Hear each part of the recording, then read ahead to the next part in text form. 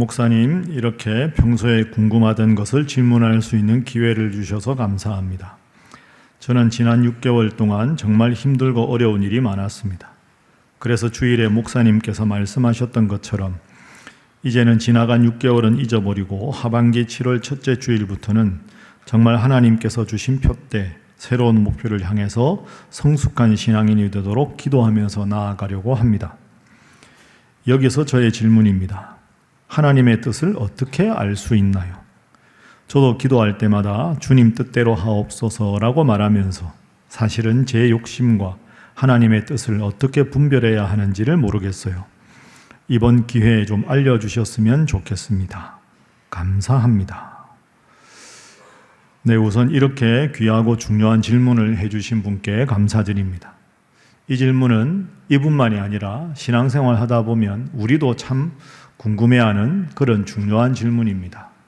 제가 여러분들께 말씀드린 대로 오늘부터는 신문성답, 신일교회 성도가 묻고 성경이 답하다라고 해서 여러분들이 평소에 믿음 생활하다가 궁금한 질문들 중에 설교 시간에 나눌 만한 주제를 선별해서 여러분들과 나누도록 하겠습니다.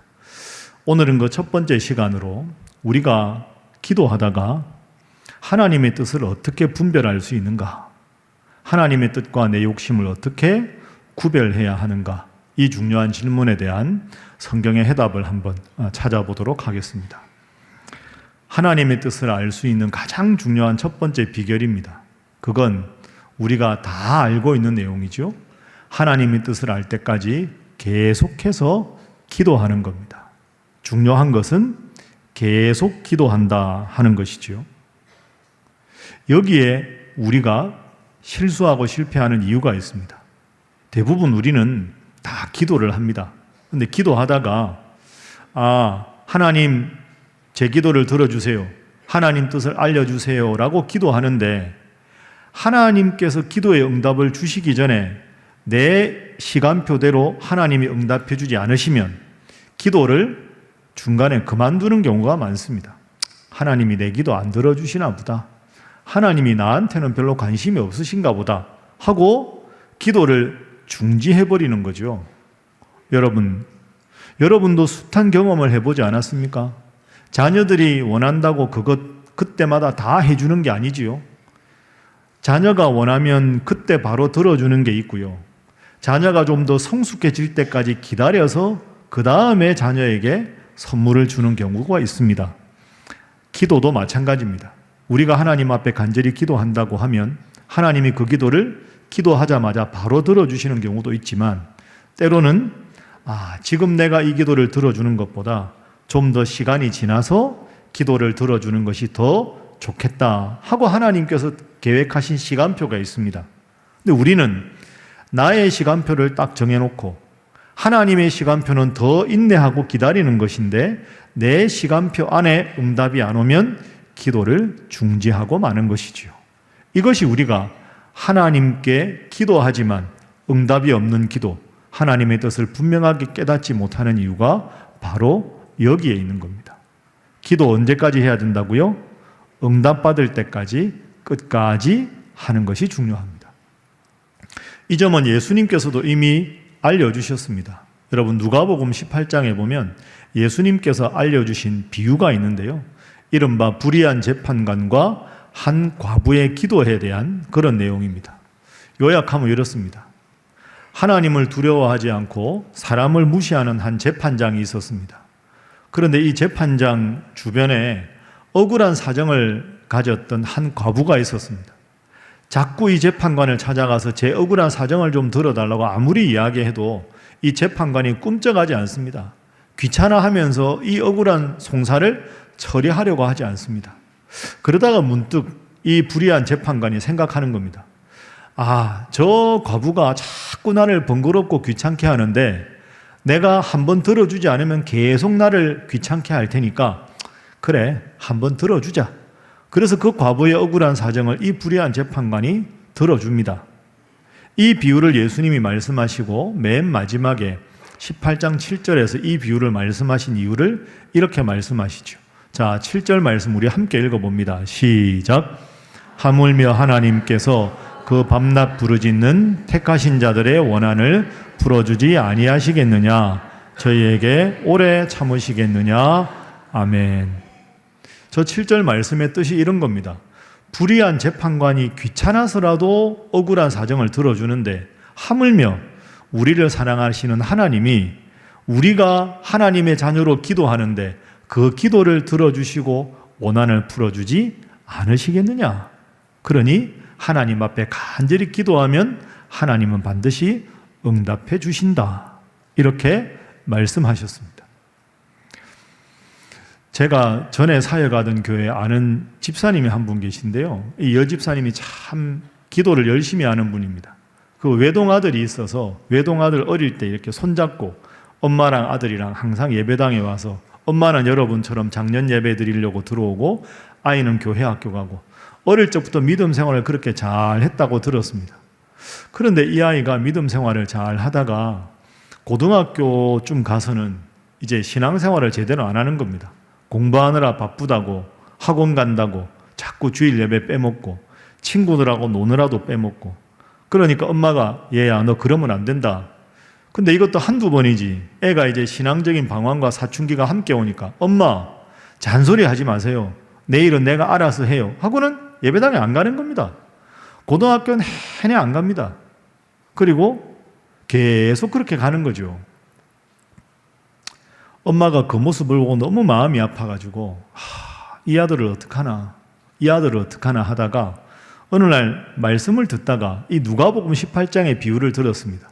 불의한 재판관이 귀찮아서라도 과부의 원한을 풀어주듯이 사랑하시는 하나님은 자녀가 기도하면 반드시 들으신다. 그 비유를 듣고는 내가 사랑하는 아들을 위해서 열심히 기도해야 되겠다. 그렇게 결심을 하시고 그 다음 날부터 새벽기도 나와서 열심히 기도를 하셨습니다. 항상 사랑하는 아들 하나님 잘 믿게 해달라고 기도합니다. 그런데 그대로 한 지 1년이 지나고 2년이 지나도 이 아들은 요지부동입니다. 교회 안 나옵니다. 엄마가 새벽기도 나가는 거 뻔히 알고 자기를 위해서 기도하는 거 뻔히 압니다.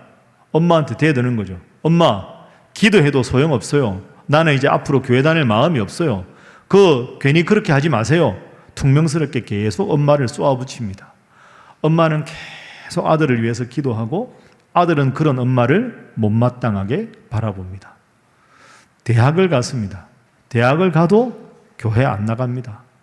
엄마가 기도한 지 1년이 지나고 2년이 지나고 3년이 지났는데 그 아들은 변하지 않습니다. 그렇게 기도한 지가 7년이 되었습니다. 아들이 대학 다니다가 군대 복학하고 그러면서도 주말이면 친구들하고 술 마시고 놀러 다니고 전혀 교회와는 담을 쌓는 그런 삶을 살았습니다. 그렇게 기도한 지 7년이 지났습니다. 7년이 지난 어느 날 저녁이었습니다. 엄마와 아들 사이에 별로 대화도 없는데 아무런 계기도 없이 그 아들이 저녁에 집에 와서 엄마한테 이렇게 이야기를 하더랍니다. 제가 그대로 읽어보겠습니다. 엄마, 나 요즘 너무 허무해. 뭘 해도 재미도 없고 친구들도 다 부질없어 보여. 아무 계기 없이 어느 날 속마음을 그렇게 토로합니다. 엄마가 그 말을 딱 듣고 이게 하나님 주신 기회구나 싶어서 그래, 너 많이 힘들겠다. 엄마는 그렇게 마음이 화하고 힘들 때마다 예배를 드리면 마음이 평안해지는데 너 혹시 시간 되면 이번 주일날 나랑 교회 가는 게 어때? 당연히 거절할 줄 알았는데 이 아들이 그래, 엄마 교회 가자. 뜻밖의 그렇게 대답을 하더랍니다. 그러면서 7년 만에 이 아들이 엄마와 함께 다시 예배당에 간 거지요. 그렇게 한 주, 두 주 지나면서 이 아들의 마음이 열리고 찬양을 열심히 하고 기도하면서 눈물도 흘리기 시작합니다. 그리고는 자발적으로 청년부 예배를 가야 되겠다고. 작년 예배도 드리고 청년부 예배도 드립니다. 그리고 청년부 어릴 적에 다 다니던 친구들이 있으니까 야, 나 새가족부 부장 좀 꼭 시켜줘라. 그 새가족부 부장 왜 하고 싶으냐? 야, 나처럼 어릴 때 교회 다니다가 꾀부리고 안 다니는 내 친구들 좀 다시 좀 데리고 오고 싶다고. 그렇게 해서 새가족부 부장하고 또 신앙생활 하다가 방황하는 청년들 보면서 자기 경험을 들려주면서 하나님 믿는 게 얼마나 소중한 일인지 그걸 들려주는 참 건실한 믿음의 청년으로 다니고 있는 그런 일을 제가 알고 있습니다. 여러분, 이 이야기가 참 평범한 이야기 같죠? 그러나 쉽지 않습니다. 7년을 한결같이 기도한다는 것이 생각보다 쉬운 일이 아닙니다. 이 집사님의 예는 우리에게 무엇을 말해줍니까? 그 집사님의 기도는 당장 응답되지 않았습니다. 7년이라는 순간이 지나고 나면 잠시라고 말할 수 있지만 1년, 2년 그런 방황하는 아들을 지켜보는 엄마의 입장에서는 그것은 너무나도 길고 지루한 시간입니다. 그런데 어머니의 기도를 들으시고 하나님께서는 마침내 그 아들을 변화시켜 주셨습니다. 사랑하는 우리 신일교회 성도 여러분, 여러분이 하나님의 뜻을 구하는 기도 제목이 있습니까? 하나님이 왜 기도를 안 들어주실까 기도하다가 포기한 기도가 있으십니까? 다시 그 기도를 시작하십시오. 다시 그 기도를 회복하십시오. 여러분이 때를 정하지 마시고 하나님이 그 기도를 이루어 주실 때까지 간절하게 인내하고 기도하면 하나님 반드시 여러분의 기도를 들어주실 줄로 믿습니다. 끝까지 기도하는 것, 하나님의 뜻을 깨닫는 첫 번째 방법입니다. 두 번째, 성경의 응답입니다. 두 번째는 비슷한데 여러분 이런 거죠. 여러분, 저나 여러분이 기도하다가 제일 헷갈리는 게 이거 아닙니까? 아침에 기도하다가 이렇게 생각하면 이게 기도 응답인 것 같고, 저녁에 다시 생각하니까 저게 맞는 것 같고, 저분 조언을 들으면 그래야 되겠다 싶다가 또 몇 시간 지나고 생각해 보면 이게 맞는 것 같고, 이게 하나님 뜻인가 저게 하나님 뜻인가, 특별히 여러 가지 선택지가 있을 때 선택과 갈등의 상황에서 어느 쪽을 선택하는 것이 하나님의 뜻인가, 하나님께서 원하시는 선택은 어디인가, 그것에 대해서 우리가 한번 살펴보겠습니다. 자, 오늘 본문 말씀이 그 해답이 있습니다. 오늘 본문 디모데후서 1장 7절 말씀, 자, 함께 한번 읽어봅니다. 시작. 하나님이 우리에게 주신 것은 두려워하는 마음이 아니요 오직 능력과 사랑과 절제하는 마음이니. 아멘. 자, 오늘 요절에서 중요한 건 하나님이 우리에게 주시는 마음은 어떤 마음이 아니라고요? 두려워하는 마음이 아닙니다. 하나님은 우리에게 두려워하는 마음을 주시지 않습니다. 그런데 이 두려움이라는 걸 좀 넓게 해석해 보면 불안한 마음, 근심, 초조, 한숨, 이런 넓은 의미로 두려움을 해석할 수 있습니다. 그러니까 여러분, 우리가 언제 실수하나요? 기도를 했는데 분명하게 하나님이 원하시는 확신이라는 건 마음에 없는데 여전히 불안한데 시간에 쫓기고 초조해서 에라 모르겠다 하고 선택하는 거죠. 그게 다른 말로 하면 두려움입니다. 여러분, 하나님의 기도 응답은 두려움일 리가 없습니다. 하나님은 두려움을 우리에게 주시는 분이 아닙니다. 예를 들어 볼까요? 요한복음에 보면 예수님께서 제자들과 함께 하시다가 제자들에게 어느 날 진지하게 이렇게 말씀하십니다. 내가 이제 얼마 있지 않아 십자가에 달려 죽게 될 것이다. 십자가를 예언하십니다. 그 말을 들었던 제자들은 요한복음 14장에 보면 깜짝 놀랍니다. 아니, 선생님이 안 계시면 저희는 어떻게 되는 겁니까? 선생님이 죽으시다니요. 선생님 안 계시면 저희 어떻게 하라고요? 막 불안해합니다. 그 불안해하고 걱정하는 제자들에게 예수님께서 중요한 말씀을 해주십니다. 요한복음 14장 27절 말씀입니다. 자, 앞부분인데요. 저를 한번 따라해 보시죠. 평안을 너희에게 끼치노니 곧 나의 평안을 너희에게 주노라. 자, 예수님이 제자들에게 약속하신 마음이 어떤 마음입니까? 평안입니다. 평안. 따라합니다. 평안.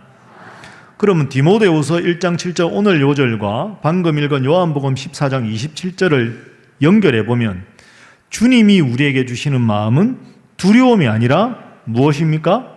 평안입니다. 그럼 이 말을 하나님의 뜻으로 연결해 보면 하나님 앞에 하나님 뜻을 알려고 기도했는데 여전히 마음이 불안하다, 불편하다, 두렵다, 하나님 뜻이 아니라는 거죠. 그런데 기도하다가 하나님께서 어느 순간 나의 마음에 평안을 주시면 그 평안한 마음이 드는 것이 기도의 응답이다. 우리는 이렇게 정리할 수 있습니다. 그럼 언제까지 기도해야 할까요? 내 마음의 불안과 두려움이 다 사라지고 하나님이 주시는 평안이 임할 때까지 기도하는 것. 그게 우리가 하나님의 뜻을 분별하는 중요한 기준이 됩니다. 자, 가슴에 손 한번 올려보시죠. 저를 따라합니다. 내 마음에 평안이 올 때까지 기도하겠습니다. 한 번 더 합니다. 내 마음에 평안이 올 때까지 기도하겠습니다. 이걸 꼭 기억하십시오. 하나님은 내 마음에 기도의 확신으로 평안을 주신다. 여러분, 기도에서 하나님의 뜻을 아는 걸 제가 여러분들에게 자주 익숙한 비유로 자동차 운전하고 가다가 라디오 주파수 맞추는 것과 비슷하다, 이런 말씀을 드렸습니다. 7월 달이 이제 휴가철 아닙니까? 직장 다니는 분들 휴가 받아서 예를 들어서 차를 운전해서 지방으로 휴가지에 간다고 생각해 보십시오. 그냥 서울을 벗어나서 한참 가다가 익숙한 라디오 좀 들어야 되겠다라고 버튼을 딱 누르면 기독교 방송이 나오거나 내가 원하는 깨끗하고 맑은 음질의 음악을 기대하고 딱 눌렀는데 음악이 안 나옵니다. 서울을 벗어나면 지지지 하는 소음이 생기거나 아니면 치 하는 이런 소리만 납니다. 왜 그렇습니까? 주파수가 바뀌었기 때문이죠. 서울의 일정 지역을 벗어나면 주파수가 바뀝니다. 그럼 우리가 해야 될 일은 우리가 듣고 싶은 그런 방송의 소리를 들으려면 주파수를 맞추어가는 과정이 필요합니다. 그걸 딱 맞추어서 그 지방에 맞는 주파수를 정확하게 맞추면 내가 원하는 깨끗한 음질의 라디오 방송을 청취할 수가 있는 것이지요. 우리의 삶도, 우리의 기도도 마찬가지입니다. 우리가 두려움과 염려, 불안이라는 지직거리는 잡음 속에서 헤매고 있을 때가 많습니다. 문제 해결만을 쫓아서 이리저리 마음이 흔들리고 마치 주파수를 맞추지 못한 라디오처럼 혼란스러운 소리만 듣는 것과 같습니다. 왜 내 기도는 응답이 없을까? 이 문제가 해결되지 않으면 어떡하지? 이런 두려움의 혼란스러운 소리가 우리의 마음을 가득 채웁니다. 하지만 우리가 간절하고 끈질긴 기도를 통해서 하나님께 우리 마음의 주파수를 맞출 때 놀라운 평안이 우리에게 임하는 줄로 믿습니다. 그래서 여러분, 기도는 단순하게 우리의 소원을 일방적으로 하나님 앞에 말하는 것이 기도가 아닙니다. 이런 뜻에서 기도를 뭐라고 정의할 수 있을까요? 제가 화면에 한번 정리를 해봤습니다. 기도가 뭘까? 기도는 혼란스러운 우리의 마음을 하나님의 평안이라는 주파수에 맞추는 영적인 행위입니다. 여러분, 간절히 기도하십시오. 마음의 평안이 찾아올 때까지 기도하십시오. 하나님의 임재 안에서 기도의 주파수를 정확하게 맞추어 보십시오. 두려움 대신에 하나님께서 평안을 주실 겁니다. 그 평안한 마음을 따라서 하나님의 뜻대로 살아가서 하나님께 주시는 은혜와 평강이 하반기 우리 성도들의 삶에 넘쳐나기를 주님 이름으로 축복합니다. 다시 한번 인사하겠습니다. 이렇게 서로에게 축복하겠습니다. 주님 주시는 평안이 넘치기 바랍니다. 자, 한 번 더 웃으면서 할까요? 꼭 그렇게 되시기 바랍니다. 이제 마지막 세 번째입니다. 평안한 마음을 하나님이 주신다 할 때 이 평안한 마음에는 세 가지 요소가 있습니다. 이 세 가지가 평안한 마음의 요소입니다. 그냥 외우시죠. 따라합니다. 능력, 사랑, 절제. 이 세 가지가 평안한 마음의 3요소입니다. 오늘 본문 말씀 한번 볼까요? 디모데후서 1장 7절 말씀 다시 보면 하나님이 우리에게 주시는 마음은 두려워하는 마음이 아니라 다른 말로 평안한 마음인데 평안한 마음의 세 요소는 능력과 사랑과 절제하는 마음입니다. 이 마음이 여러분 마음에 가득 차면 그게 하나님 뜻이고 그게 평안한 마음이라는 뜻이죠. 첫 번째가 뭡니까? 능력입니다. 능력. 능력은 하나님 주시는 거룩한 자신감을 말합니다. 그전에는 이 말 들으면 이 말이 맞는 것 같고 저 말 들으면 저 말이 맞는 것 같고 많은 사람들이 저렇게 말하면 저걸 따라야 되고 마음이 초조하고 힘든데 그러다가 하나님 앞에 간절히 기도해서 하나님의 딱 뜻이 생기면 이게 하나님 뜻이구나 라고 하면 내 마음속에 당당한 용기와 자신감이 생긴다는 거죠. 그게 바로 능력입니다. 그게 분명해지면 이제 다른 사람들 누가 뭐라 해도 그 말에 귀를 기울이는 게 아니라 내 마음은 이미 하나님 주신 마음으로 결정이 되었다. 이게 하나님의 능력입니다. 능력이라는 원문이 디나미스라는 단어입니다. 디나미스라는 이 헬라어에서 나온 단어가 영어로 다이나마이트입니다. 다이나마이트가 엄청난 폭발력과 힘을 자랑하지 않습니까? 능력이라는 단어에서 다이나마이트가 나왔다. 하나님께서 주시는 거룩한 당당함으로, 거룩한 용기로 살아가는 것, 그것이 평안의 첫 번째 요소, 하나님의 능력입니다. 이런 능력이 여러분 마음에 가득하기를 주님 이름으로 축복합니다. 두 번째가 뭔가요? 그 사이에 까먹으시고 사랑입니다. 사랑. 여기서 사랑은 따라합니다. 아가페. 많이 들어보셨죠? 예, 아가페 사랑은 무한한 타인을 향한 자기 희생의 사랑입니다. 나만 잘 되려고 이기적인 욕심만 추구하다 보면 마음이 초조해고 불안해지죠. 그 마음이 아니라 서로를 향한 섬김, 누군가 힘들고 어려운 형편에 있는 분을 위한 사랑의 마음, 배려의 마음, 그 마음으로 서로를 위해서 기도하는 마음이 사랑입니다. 그러니까 능력은 하나님의 능력, 사랑은 다른 사람들을 향한 사랑입니다. 내가 내 기도만 할 때는 여러분 마음이 되게 초조합니다. 안 되면 어떡하나. 근데 여러분 생각해 보세요. 내 기도 잠시 내려놓고 기도가 안 될 때는 다른 분들을 위해서 기도해 보십시오. 그러면 나는 나만 위해 기도하는데 내가 누군가를 위해 기도하면 그분들도 다 여러분을 위해 기도할 거 아닙니까? 기도가 안 될 때 제일 좋은 해결책은 다른 이들을 위해 기도하는 겁니다. 그러면 내 마음은 사랑이 가득해서 그 사랑의 마음으로 하나님께서 내 마음을 채워주시면 하나님 주시는 평안함이 임하는 것이죠. 세 번째 마음입니다. 능력, 사랑. 세 번째가 뭡니까? 절제입니다. 절제. 절제라는 것은 쉽게 풀이하면 감정과 판단의 자기 통제 능력입니다. 두려움은 초조함에서 오는 거죠. 절제라는 것은 그 어떤 외부 상황에도 아랑곳하지 않고 마음의 평정을 유지한 상태에서 감정에 치우친 판단이 아니라 하나님 주신 지혜로 정확하게 판단하는 것을 절제라고 말합니다. 평안의 3요소. 첫 번째 뭐였죠? 하나님의 능력. 두 번째는 다른 사람에 대한 사랑. 세 번째는 감정에 치우치지 않고 정확하고 현명하게 판단할 수 있는 자기의 절제의 능력입니다. 이 세 가지 마음으로 하나님 주시는 것이 평안입니다. 여러분 마음에 지금 불안과 초조와 두려움이 있습니까? 주님께 평안을 간절하게 구해서 주님 주시는 평안으로 이 세 가지 마음으로 형통하고 복된 삶을 살아가시기를 주님 이름으로 축복합니다. 마지막으로 옆에 분들과 인사하겠습니다. 끝까지 기도해서 응답받으시기 바랍니다. 이제 말씀을 정리하겠습니다. 하나님의 뜻을 어떻게 알 수 있는가? 먼저 끝까지 기도하십시오. 그러면 끝까지 기도하면 두려움 대신에 하나님이 평안을 주실 것입니다. 그 평안은 하나님의 능력에 대한 확신과 서로를 향한 사랑과 감정에 치우치지 않은 평안한 마음에서 정확하게 판단할 수 있는 절제의 능력입니다. 하반기 기도 제목 다 쓰셨습니까? 쓰지 않으신 분들은 지금이라도 쓰십시오. 하반기 6개월 동안 기도할 제목을 정하고 그 기도를 하나님의 뜻 가운데 응답해 주실 때까지 간절히 기도해서 이번 하반기에는 나도 기도하니 하나님 들어주시더라. 기도가 정말 목사님 말씀대로 내 삶의 특권이더라. 그렇게 기도의 능력을 체험하고 믿음 생활 잘하는 우리 신일의 모든 성도들이 되시기를 주님 이름으로 축복합니다.